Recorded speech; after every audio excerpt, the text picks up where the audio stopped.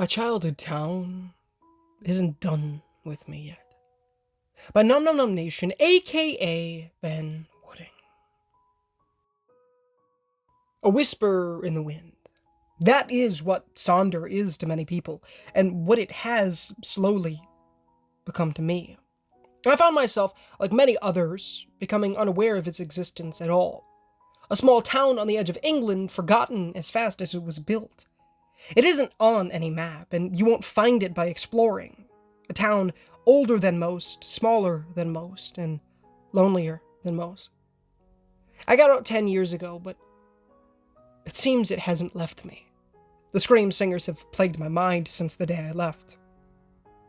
I'll never forget what they took from me, or the part of me I left behind in Sonder.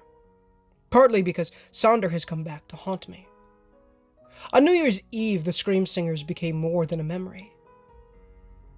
They found me.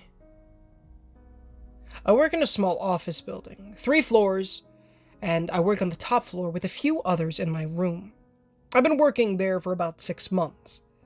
One of the best things is the flexible working arrangements they offer. You can do the usual Monday-Friday work week if you'd like, or you can work Sunday-Thursday. I opted for the latter. The night before New Year's Eve, I was awoken by a familiar sound washing over the cold streets outside. An enchanting whistle to some, but to those with the same trauma as me, it was a blood-curdling shriek. I got up and opened my bedroom window. The sound poured in, as if I had invited this presence into my home. I stood there, not quite knowing how to feel. As terrified as I was, hearing this siren of the night, something about it was calming. It was as if I was back in my childhood home. A kind of nostalgic horror. Perhaps this nostalgia is why I was so quick to dismiss this event as nothing more than a dream. Or perhaps I just didn't want to accept the true nature of it all. Whatever the reason, it's something I regret. While this may be a nightmare, it most certainly was not a dream. I walked to work the next morning on New Year's Eve. The streets seemed quieter than normal. I almost felt like I was back in Sonder again. Everything was so peaceful. As I walked into the office building, the door chimed as it always does. You have to slam the door shut for it to catch again. It's a bit broken, and if you don't do this, it'll keep blowing open in the wind, playing that chime over and over. The only other person in the office that day was David. He works in the same room as me. Everyone else had booked the day off, or just didn't work Sundays.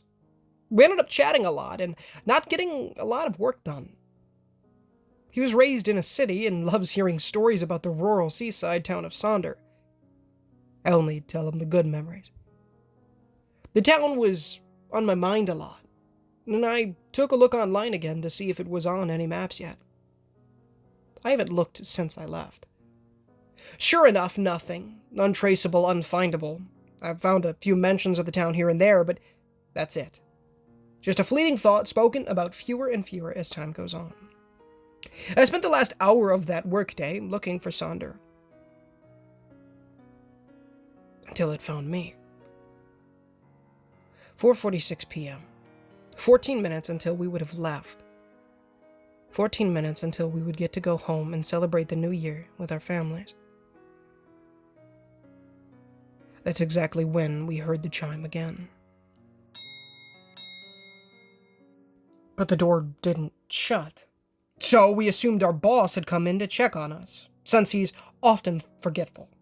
We quickly sat up straight and acted as though we had been working all day. We couldn't hear anybody walking upstairs yet. I thought perhaps it wasn't our boss. But then, who else would it be? Perhaps another coworker had left something in the office and had come to collect it? Or maybe it was our boss, and he was here to lock up when we leave, and not to check on us. The stupid door would not shut up. Even our boss wouldn't leave it this long. Once he realizes it keeps playing the chime, he goes to shut it properly. At this point, I thought maybe a delivery driver dropped a package in and left. It would have explained the silence downstairs, but the silence broke quickly enough for this thought to be dismissed. Footsteps. Creaking up the stairs. Except they didn't have the right sound to them. They were heavy, yet slow. They also didn't have the right pattern to them. It was a footstep, then 2 quick footsteps, then none. Then 3 quick footsteps, then a slow one. They felt less like feet and more like an omnipresent bang getting closer. Me and David looked at each other. I wasn't scared, and he didn't look to be either. We were just both confused and uneased.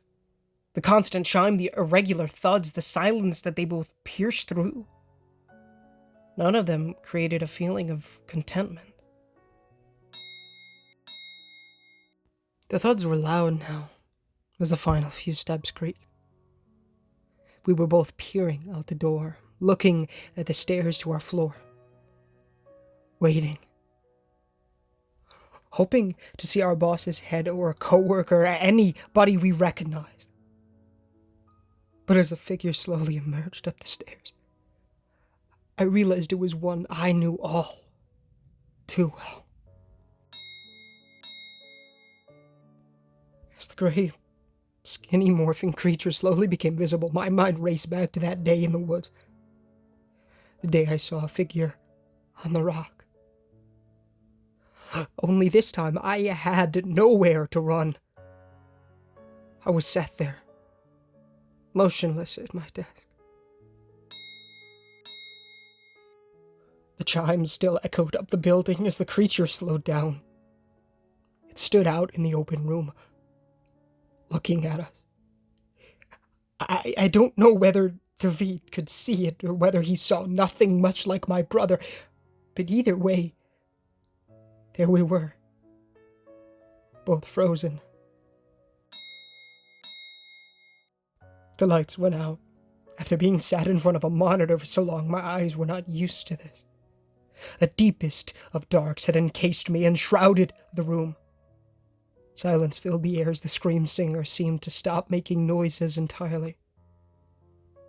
But I knew it wasn't gone.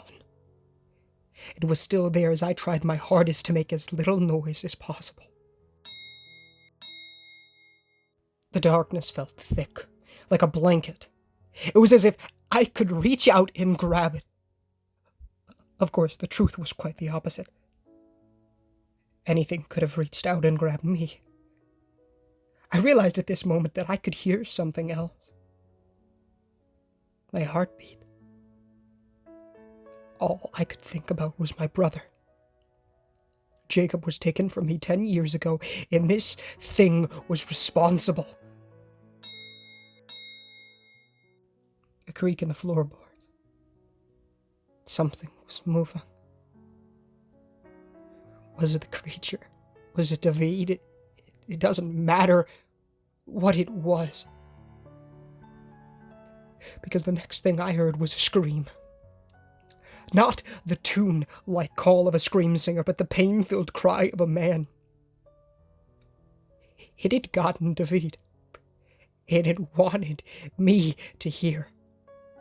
I know well from my time in Sonder that these things can silently take lives. It had chosen purposely, with clear intent, to not force silence on this kill. It wanted to torture me. To remind me. It didn't plan to have me dead. It planned to have me terrified. I could hear nothing but dripping. A pitter-patter similar to the rain hitting your window. The lights returned and the scream singer was gone, along with David. His chair was soaked with blood as a puddle of it was growing on the floor below. I sat there just staring at this chair. I think I felt so scared that I was almost numb to the feeling of it all. I just sat there. I wasn't thinking, I wasn't moving, I was just sitting. It took me too long to realize this, but the chair was contorting. The number of legs on it kept changing. 2, then 3, then 1, then 4. I don't know if I was seeing things. I would assume I was, if it weren't for what I had witnessed just seconds before. But a morphing chair leaves more questions than it presents answers. By the time the police arrived, the chair was back to normal. If you could consider a blood-soaked chair to be normal. I have no doubt they were called in from the scream. They took me to the station and questioned me, of course. I told them everything except for what I had seen. They'd call me crazy, so I told them the power was cut, that I couldn't see what was happening. I just heard it all. I was being held for a few days, but was released last night. They confirmed that the power did go out briefly in the area and suspected that it had been tampered with intentionally. I don't know if they've checked CCTV, and I'm not sure what it would have even captured. I just know that I'm no longer the top suspect. Although I would assume they're still keeping a close eye on me. David was a good man, and the first life I know of to be claimed by the scream singers outside of Sonder. But I keep thinking, what if there have been more? What if he isn't the first? A thought even more worrying. Will he be the last? The scream singers are now out and free. So many questions, and I suspect all the answers lie within Sonder. Perhaps it's time I go back. Gosh dang, folks. What is going on, you guys? Ninja Game here, and thank you so much for watching today's video. If you did enjoy, please feel free to leave a like on the video, as it does help the channel innumerably, and does get the gospel into people's feeds, as well as please consider subscribing, as we are trying to hit 10,000 subs by the end of the year, and it would be a massive blessing from the Lord if you guys did so. Obviously, guys, if we do hit 10,000 subs by the end of the year, of course, I will be platinuming one of the hardest games known to man, Crypt of the Necrodancer. So please, please, please, let's get to that 10,000, or yeah, that 10,000, and we will be going. It'll be amazing. So let's hit that. Of course. What am I? The $1 million question. I'll screen and I'll pin comment description if you prefer to read it that way, but please do give it a read, as we'll teach you how to gain eternal life, how to go to heaven. Who wouldn't want that? It'll teach you about repenting of your sins and trusting in the good Lord Jesus Christ with our immense strength, as well as building that relationship with the Lord by reading the Holy Bible daily, praying daily, and evangelize to people. It's great stuff, so please do so. As always, guys, the $1 million question, as well as anything else I talk about here at the end of these videos, is not associated with the author or the story in any way, shape, or form. It's for you, the viewer, to read, so please do so. Alrighty, the amazing Num Num Num Nation, aka Ben Wooding, a link to his Reddit page and the original story will be found in the description, as well as let me know what you thought of this story in the comments. Apparently there's a part 3. Now, I do have a theory that is wild that I want to come enlighten you with, I guess. It's crazy, but it just might work about this story and about this series that we got going on here, right? We all know of the Vision as series. I'll put the term on there, and I have an idea, right?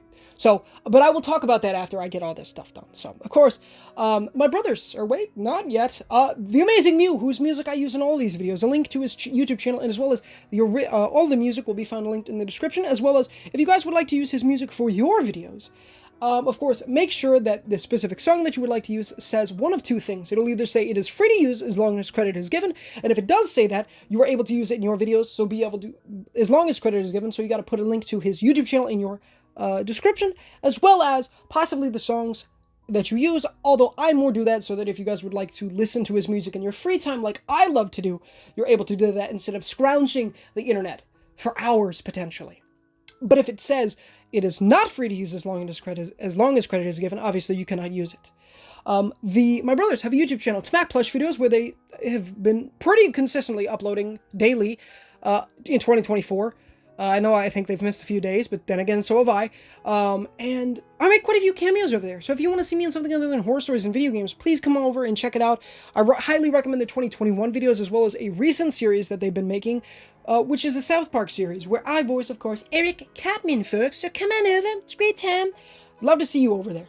It's awesome, and the videos are fantastic. So good.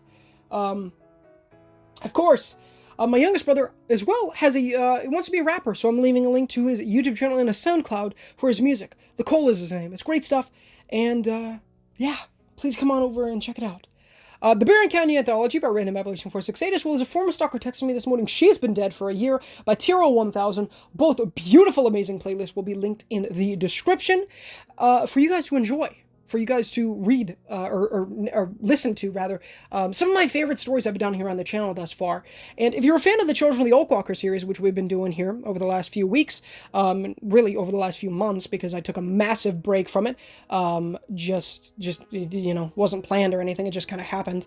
And you want more from that series, the Barron County Anthology is everything before the Children of the Oakwalker, as well as the Children of the Oakwalker. So if you guys want more from it, and you want to know more about a lot of these characters, especially the ones that are starting to come in to the fold in the series, be sure to do so, because it's going to help you understand the story a lot more than, like, where these characters are from and how they get introduced and all that great stuff. At least into the Barron County Anthology, they're introduced with specific stories, of course. Trying to think. As well as if you guys would like to read ahead for the Children of the Oakwalker and you don't want to wait for me to narrate the rest of the parts, a link to Random Appalachian 468's Reddit page will be found in the description for you guys to read ahead. If you don't want to do that and you want to wait for me to do that, I very much appreciate that. It'd be awesome if you guys did, of course, but, I understand on both fronts. Alrighty, so my theory, and I just thought about this and it was really a blessing from the Lord there, definitely, when I was looking for this story, because I knew there was a second part, when I was scrolling around, I believe it was up from when the Vision as series starts, which is there's a chair in my kitchen and it's driving me insane. That story. Obviously this one is connected with the chair, right? We can see that. But I thought about the Scream Singers. For those who remember the story, they exist beyond perception. There was these creatures on the other side of the fourth dimension, where the chair was ported to. And that's what I think it is. That's what I think they are. I think they are the creatures that were on the other side of the fourth dimension, which is really interesting.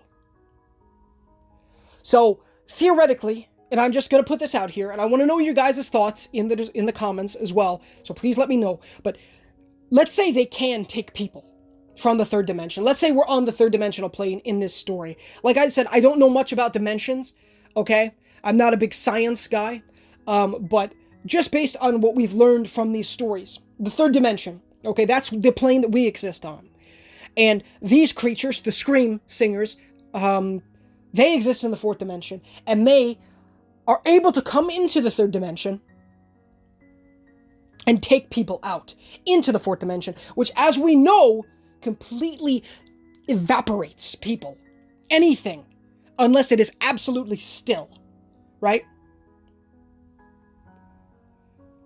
And that's the crazy thing about it, is that's what these people, that's my thoughts, right? Are the Scream Singers these creatures that Vision as was discovering? You know what I'm saying? Oh my goodness, it's so... That's such a crazy theory, man. And I bet let me know what you guys thought, because that's what I'm thinking. You know what I'm saying? I don't know how deep this series go. Heck, I don't even know if he wrote a third part. He said it was coming up, but I'm not sure. I have not seen it yet. So hopefully it is there and I just missed it, because I love this story. I love it so much. It is such a good one. And you guys know I love series, man. I love them so much, dude. I really do. Series are just my absolute favorite. You guys know I prefer anything media related. I prefer length. okay? Movies, shows, books even. I don't read that often, the only thing I really read is the Holy Bible, of course, and then occasionally, I say occasionally, this is the most, I guess I do read quite a lot, with the stories, but, other than that, no, not really. I would say I would read The Walking Dead, but I've read them all already, so, and the series is over, at least in terms of the main comic book universe that Robert Kirkman made. Charlie Adler, all those people. You guys know it. It's amazing, of course. Highly recommend it. Man, I've been getting really into gaming in terms of collecting, guys. And stay tuned, because hopefully during the summer, we're going to be going to a good bit of yard sales, reused stores and stuff. That's where you find the banging deals. That's where you find the sweet deals. The insane deals. You know what I'm saying? Like, just recently, I believe I told you, but I'm not sure if I did, so I'll repeat it. We were at a Goodwill. I'm pretty sure I've repeated this, or I already said this, but we were at a Goodwill, and I was looking through the games, and I have a game app on my phone, and I was just, doing the research on it, and pretty much every game was $5, except for Max Payne, which was $20, which was overpriced, beyond overpriced. It was actually, double the price. Thankfully, I already have it. Because Cole hooked me up with that bad boy, but, praise the Lord for that.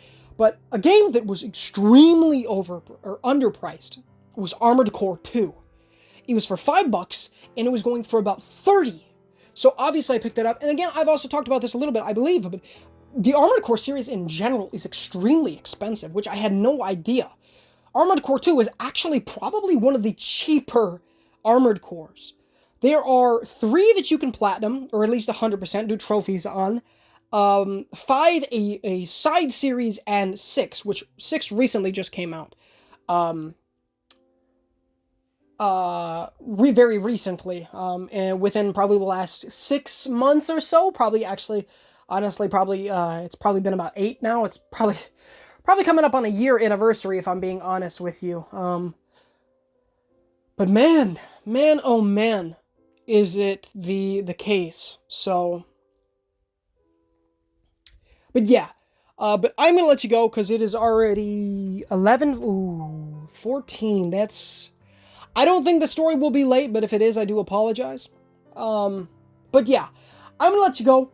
Thank you so much for watching. Also, stay tuned. I'm going to be streaming, like, right after this. I can almost guarantee you. I know I didn't stream yesterday. I'm sorry. Got really into some Phoenix resale. Amazing YouTuber. Look him up. He is a reseller, which is obviously, I'm not a big fan of that. Obviously, reselling video games. But his content is extraordinarily entertaining, and it's amazing. And I love seeing all the awesome stuff that he goes out, and all the cool games he finds, and all the, especially the conventions. I love conventions, man.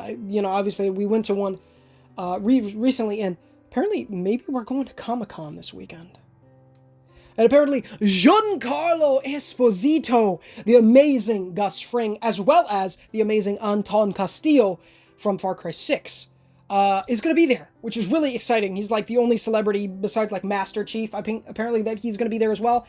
But maybe I'll take my Far Cry 6 steelbook and have him sign it. I don't know if that's something I would love to do. You know what I'm saying? And that's really my only thing that I have that I could get signed from somebody that is going there anyways. And I think that would be really cool. I don't know if that'd be something that I could do, but it'd be really cool. And it'd be an awesome thing in the collection to have as well, right? Signed stuff from actors is just so cool, in my opinion. So, anyways, I love you guys. Thank you so much for watching. You guys have been awesome. Thank you so much for being here, and hope you enjoyed. And as always, guys, of course, if join the Discord, link in the description. Come on over, it's a great time. Building an awesome community over there. And yeah, gonna be finishing Manette tonight, and possibly, if I can, The Artful Escape is much more linear and much easier, so hopefully I can finish that up as well, and we can do 2 plats for the day, which would be really cool. Getting us to 8 instead of 6, which would make us just that much closer to the overall 50 goal that I would like to do this year. But anyways, I will see y'all later. Thank you so much for watching. And as always, guys, this is Ninja Gamer, signing off.